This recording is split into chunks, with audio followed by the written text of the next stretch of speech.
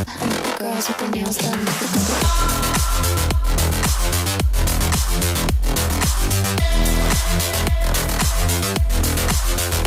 Girls with their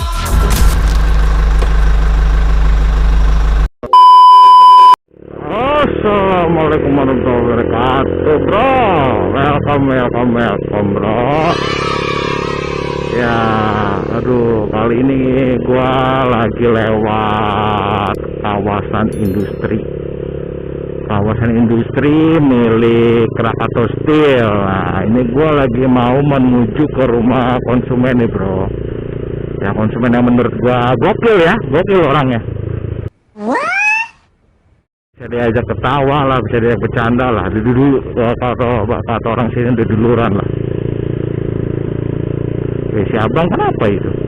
Waktu itu gue pernah mau ngejelasin sesuatu ya tentang masalah perbedaan dari debt collector sama kolektor. Ya sekarang gue jelasin ya setahu gue ya, selama gue jadi orang lapangan. Kalau setahu gue yang namanya debt collector itu biasanya itu dia itu orang suruhan di luar dari perusahaan, biasanya seperti itu. Contoh gampangnya gua nih punya hutang sama si Ahmad. Ahmad punya hutang nih sama gua punya temen yang namanya Udin.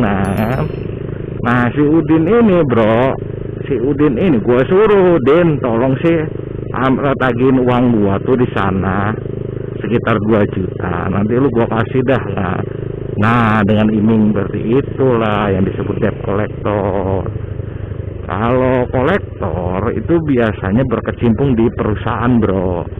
Contoh kecil ya kayak kolektor leasing, kolektor elektronik gitu. Jadi dealer itu termasuknya kolektor, sama-sama menagih utang. Cuma bedanya itu kalau debt kolektor itu orang suruhan secara pribadi atau bentuknya personality gitu, coy. Nah, kalau untuk kolektor biasanya itu untuk orang internal yang berkecimpung di perusahaan leasing. Contohnya kayak gue nih. Nah, kayak gue kadang ada ibu-ibu ngomong debt collector begini kan. Ya sebenarnya bukan debt collectornya yang dituju. Waduh, ke sana ya. Waduh, salah jalan, bro. Tolol gitu. Tolol banget. Tolol. Orang ini adalah orang-orang yang tolol gitu. Ya gini, bro. Jadi intinya mah debt collector sama kolektor perbedaannya hanya ya sedikit lah. Hampir sama. Jenisnya itu sama-sama menagih hutang dalam bentuk uang ya, menagih hutang dalam bentuk uang. Ya bentuk apapun dah yang namanya hutang gitu.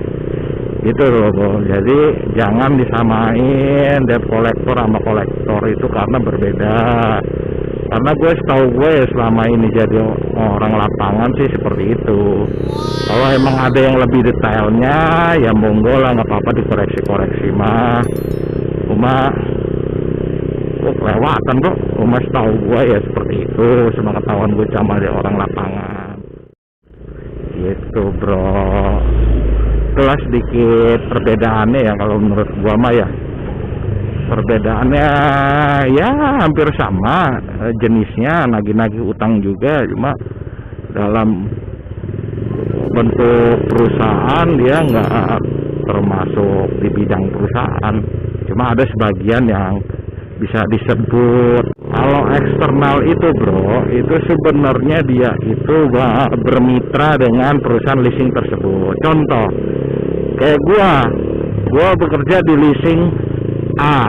Nah, leasing A bekerja sama dengan perusahaan eksternal. Nah, eksternal juga ada yang punya perusahaan, bro, ada yang udah punya PT gitu loh. Jadi nggak sembarangan mereka juga sebenarnya.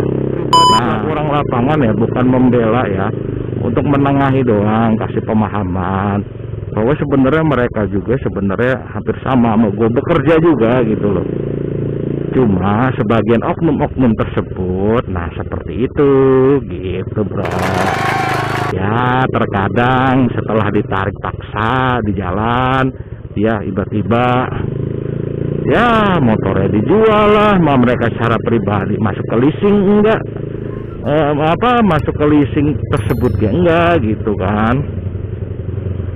Jadi ya kalau kata gua mah ya gimana ya, ya kolektor itu ya seperti itu gitu. Dia sama aja, dia juga mencari uang.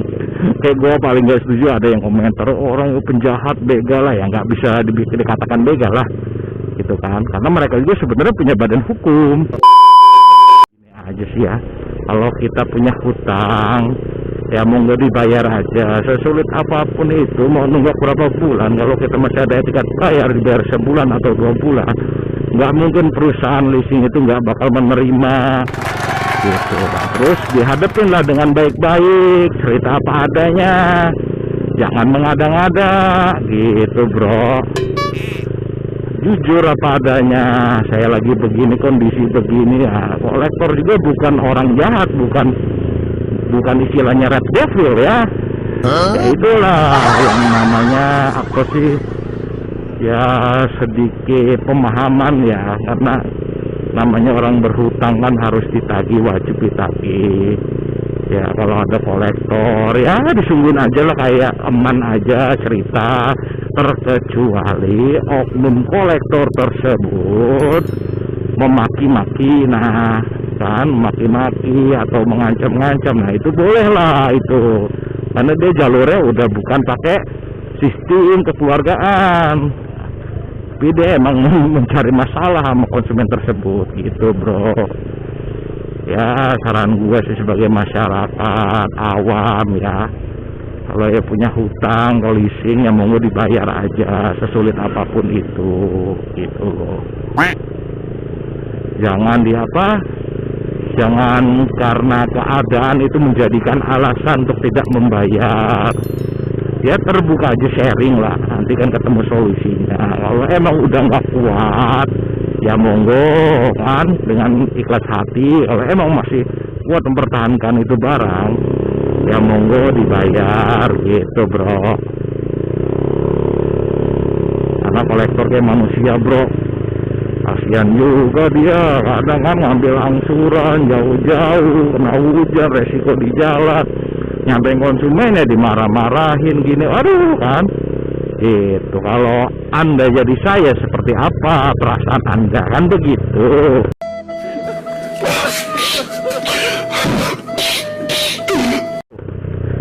Ini sekedar ilmu ya, ilmu orang lapangan ya.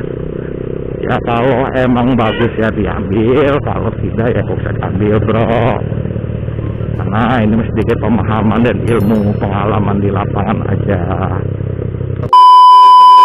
Ya gitu bro, sekian penjelasannya ya, nanti kita lanjut di lain waktu tentang penjelasan yang lain. Mas saya lagi fokus ke rumah konsumen, ke ibu, aduh nggak usah lah, nggak usah disebutin lah, rahasia lah, nggak boleh lah, pribadi ya.